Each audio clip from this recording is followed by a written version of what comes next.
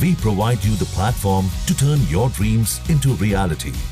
Give wings to your aspirations with KR Mangalam University. बहुत ही दर्दनाक हादसा, और उसमें क्या हुआ होगा ये तो flight data recorder, cockpit voice recorder, ACARS के डेटा से पता चलेगा।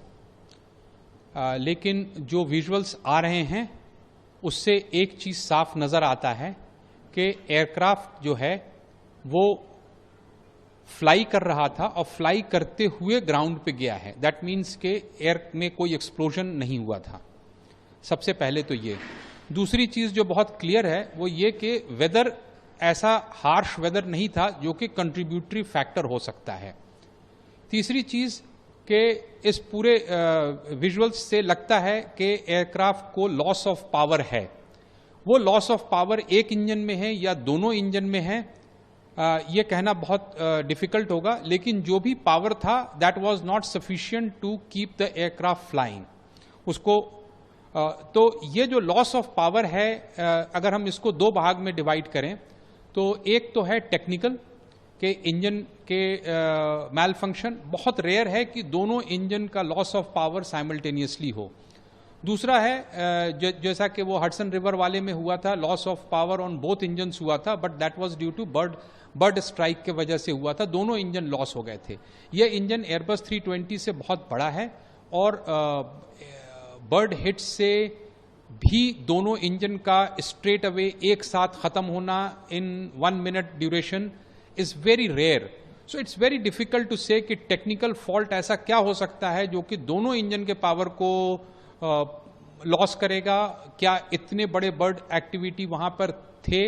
वैसे अहमदाबाद एयरपोर्ट में बर्ड्स बहुत हैं, लेकिन क्या वो इतने ज्यादा थे कि एयरबस बोइंग 787 जैसे जहाज के दोनों इंजन को एक साथ खत्म कर सकता है?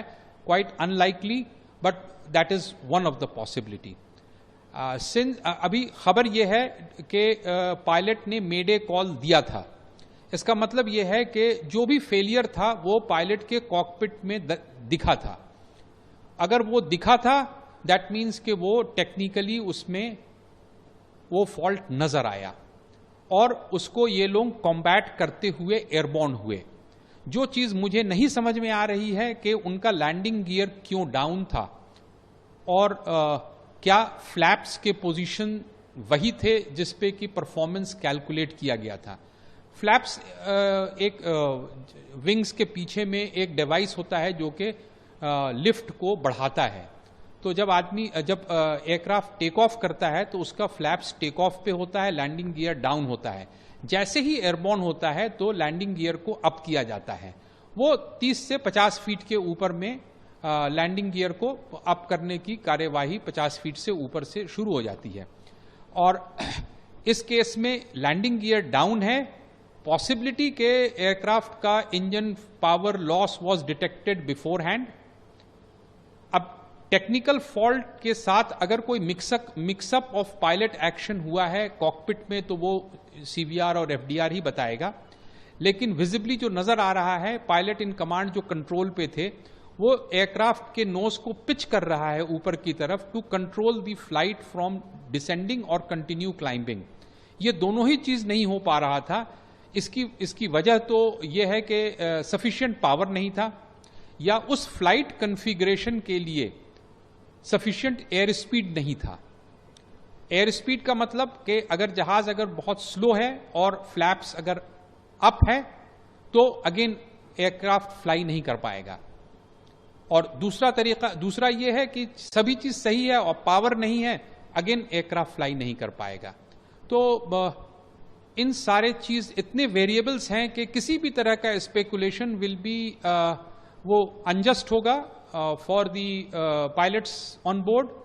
अब कैसी स्थिति रही होगी पायलट्स के नजरिए से कि जहाज जो है वो पायलट उसको उड़ाने की कोशिश कर रहा है और जहाज नीचे की तरफ गिरा चला जा रहा है और पायलट को ये पता नहीं चल रहा है ये हो क्यों रहा है, या इंजन्स पावर नहीं डेवलप कर रहे हैं। इट इज अ वेरी बहुत ही डिफिकल्ट सिनेरियो है इस चीज को गेस करना, ठीक है। लेकिन एफडीआर विल से बहुत बड़ा सवाल है कि लैंडिंग गियर ऊपर क्यों नहीं था। क्योंकि खबर यह है कि जहाज़ 600 फीट तक ऊपर गया था, तो 600 फीट तक उसके लैंडिंग गियर ऊपर होने चाहिए थे, और क्या फ्लैप्स अपनी जगह पे था। ये सब दीज आर जो चीज़ है वो इन्वेस्टिगेशन की चीज़ है, और किसी को भी स्पेकुलेट करने का हक नहीं है। मैं ये बोल रहा हूँ कि वेदर, हॉट टेम्परेचर, रनवे, ये सारा चीज़ परफॉर्मेंस एयरक्राफ्ट के इंजन पावर और कॉन्फ़िगरेशन पे डिपेंड करता है। इंजन पावर टेक्निकली ख़राब हो सकता है, इंजन पावर बर्ड हिट की वजह से भी जा सकता है, और एयरक्राफ्ट का कॉन्फ़िगरेशन पायलट के हाथ में होता है। क्या एक प्रॉब्लम था या मल्टीपल प्रॉब्लम था, अभी कोई कुछ नहीं कहा जा सकता।